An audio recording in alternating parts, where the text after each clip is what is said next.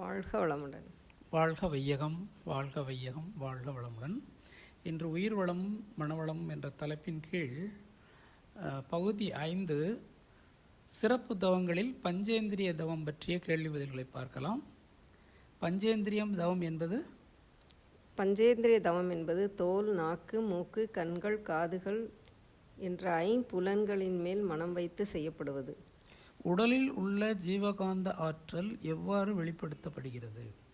உடலில் உள்ள ஜீவகாந்த ஆற்றல் புலன்கள் மூலம் அலைகளாக, அதாவது அழுத்தம், ஒலி, ஒளி, சுவை, மனம்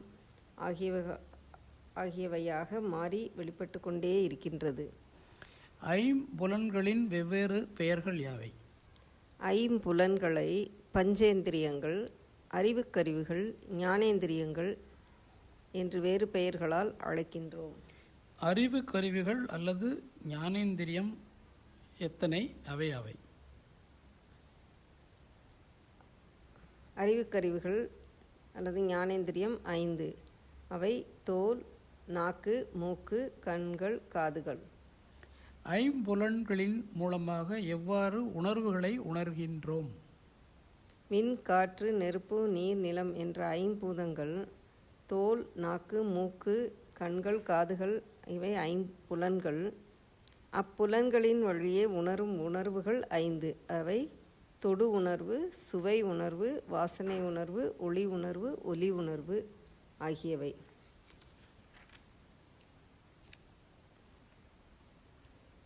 உணர்வுகள் என்பது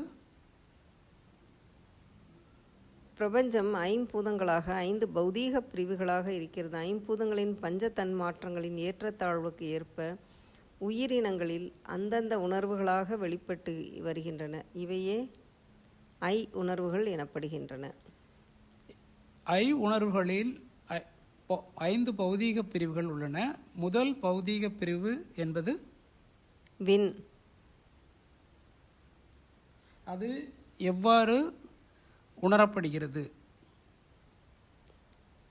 முதல் பௌதீக பிரிவு விண்ணானது இருக்காற்றல், விளக்காற்றலோடு இருக்கிறது. அதனை உயிரினங்கள் அழுத்தமாக உணர்கின்றன.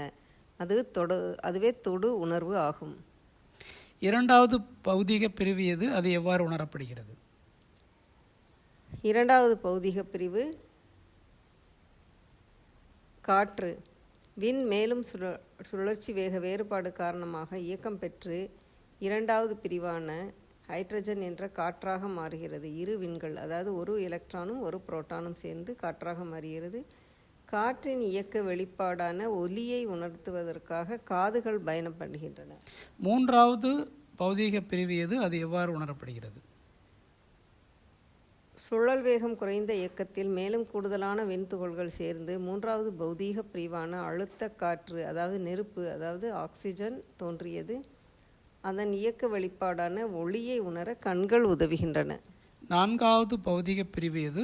அது எவ்வாறு உணரப்படுகிறது? நான்காவது பௌதீக பிரிவு நீர், அது திரவப்பொருள். அதன் இயக்க விளைவு சுவை. அதை உணர நாக்கு நமக்கு உதவுகிறது. ஐந்தாவது பௌதீக பிரிவு எது? அது எவ்வாறு உணரப்படுகிறது? ஐந்தாவது பௌதீக பிரிவு நிலம் என்ற கெட்டிப்பொருள் தோன்றியது. அதன் இயக்க விளைவு மனம். அதை உணர மூக்கு உதவுகிறது. உயிராற்றல் எவ்வாறு செலவாகின்றது? புலன் வழியே உயிராற்றல் செலவாகின்றது. பரு உடலுக்கும் நுண்ணுடலுக்கும் அடிப்படை எது? விண். உயிரிலிருந்து வரும் காந்த அலையை ஜீவகாந்தம். உயிருக்கு அப்பால் புறத்தே இருந்து வருவது வான்காந்தம்.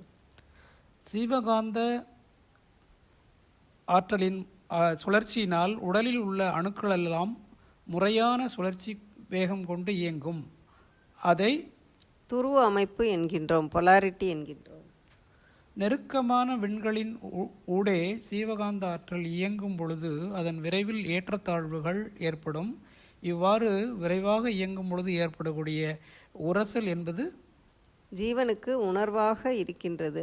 Obstruction is perception. ஜீவனில் உற்பத்தியாகின்ற ஜீவ ஆற்றலுக்கும் புறப்பொருள்களிலிருந்து வரும் காந்த ஆற்றலுக்கும் வித்தியாசம் இல்லாத பொழுது ஜீவகாந்த ஆற்றலின் செலவு பொருத்தமாகவும் சமமாகவும் இருக்குமானால் அது சம உணர்வு ஆகும்.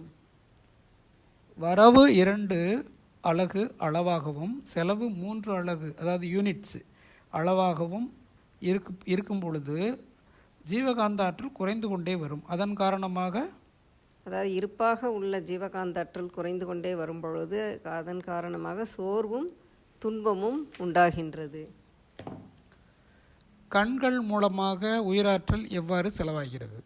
வெளியே உள்ள பொருட்களோ நிகழ்ச்சிகளோ தூண்டும் பொழுதுதான் புலன்கள் இயக்கப்படுகின்றன. அவ்வாறு இயங்கும்போது அந்தந்த புலன் வழியே உயிராற்றல் செலவாகின்றது.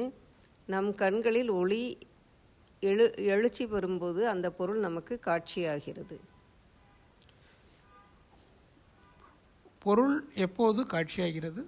பொருளில் அதிக ஒளியும் கண்களில் குறைவான ஒளியும் இருப்பதாக வைத்துக்கொண்டால் அதிக ஒளி கண்களை தூண்டுகிறது, கண்களில் ஒளி அளவு உயர்கிறது. அப்படி உயர்ந்த வித்தியாசமே நமக்கு பார்வையாகிறது, பொருள் காட்சியாகிறது. இருட்டில் பொருள்கள் தெளிவாக தெரியாததின் காரணம்?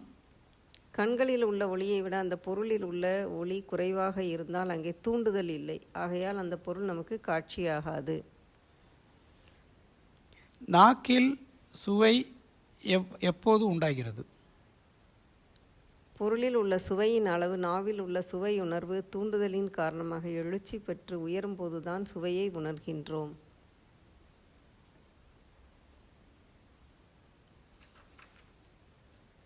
நமது உயிராற்றல் தான் புலன்களில் தூண்டப்படுகிறது. நமது உயிராற்றல் தான் வெளிப்பொருள்களின் இயக்க அளவுக்கு உயர்கிறது. இதிலிருந்து என்ன அறியலாம்? புலன்கள் நமது உயிர் சக்திக்கு செலவாகும் வழிமடைகள். உயிரின் செலவுதான் உணர்ச்சிகள். உயிரின் செலவே இன்பமும் துன்பமும் ஆகும் என்பதை தெரிந்து கொள்கின்றோம். புலன் மயக்கம் என்பது? செலவானது உயிராற்றல் செலவான வழிதான் புலன்கள். விளைந்த விளைவு இன்பமாக இருக்கும்போது இன்பம் புலனில், அதாவது புலன் இயக்கத்தில் இருக்கிறது என்று நாம் நினைக்கின்றோம். இதுவே புலன் மயக்கம் எனப்படுகிறது.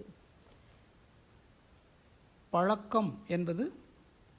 எந்த நேரத்தில் எந்த பொருள் தூண்டுகிறதோ அந்த பொருளின் வசமாதலே மயக்கம், பாசம், பற்று, கவர்ச்சி என்பதாகும். அதில் சிக்கிக்கொள்வதே பழக்கம் என்பர். பொருள் மயக்கம் என்பது? புறப்பொருட்கள் உயிர் சக்தியை தூண்டி செலவாகும்படி செய்கின்றன. அப்போது விளைந்த விளைவு சில வேளைகளில் இன்பமாகவும் இருக்கலாம். ஆனால் இன்பம் பொருள் துய்ப்பில் அனுபவத்தில் இருக்கிறது என்று நாம் நினைத்து கொள்கின்றோம். இதுவே பொருள் மயக்கம் எனப்படுகிறது. பொருள் உணர்வு என்பது, அதாவது ஆன்ம உணர்வு என்பது யாவை? தூய்க்கும் பொருளிலும் துய்ப்பு நிகழும் புலனிலும் சிக்கிக்கொள்வதுதான் பொருள் உணர்வு. துய்ப்பு பொருள் வேறாகவும் துய்ப்பவர் வேறாகவும் நின்று துய்ப்பின் போது என்ன நடக்கிறது என்று உணர்வதும் மறவாதிருப்பதும் தான் ஆன்ம உணர்வு ஆகும்.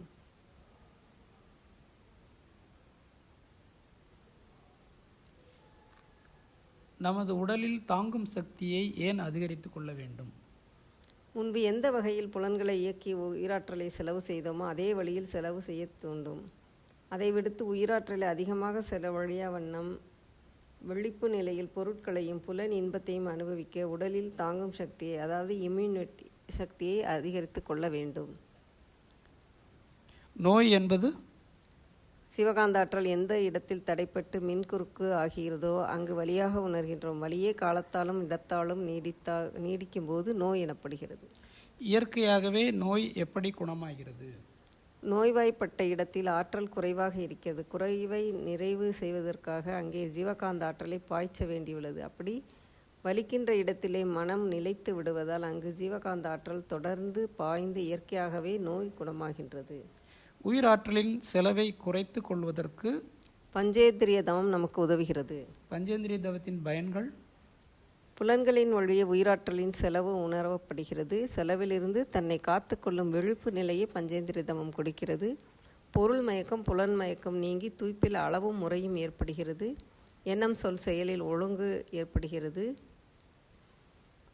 பொருள் உணர்வு விலகி ஆன்ம உணர்வு ஏற்படுகிறது. அமைதியையும் தெளிவையும் தருகிறது.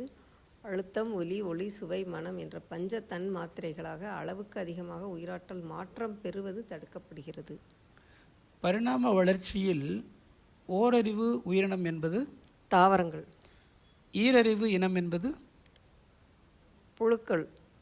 மூன்றறிவு உயிரினம் என்பது எறும்பு, நான்கறிவு உயிரினம் என்பது? பாம்பு. ஐந்தறிவு உயிரினம் என்பது? விலங்கினங்கள். பஞ்சேந்திரிய தவமும் இதே வரிசையில் தோல், நாக்கு, மூக்கு, கண், காது என்ற பரிணாம வளர்ச்சி முறையிலேயே அமைக்கப்படுகிறது. எனவே பஞ்சேந்திரிய தவம் செய்து ஐம்புலன்களையும் பாதுகாக்க வேண்டியது இன்றியமையாதது ஆகும். வாழ்க வளமுடன். நன்றி. வாழ்க வளமுடன். மீண்டும் அடுத்த பதிவில் சந்திக்கலாம்.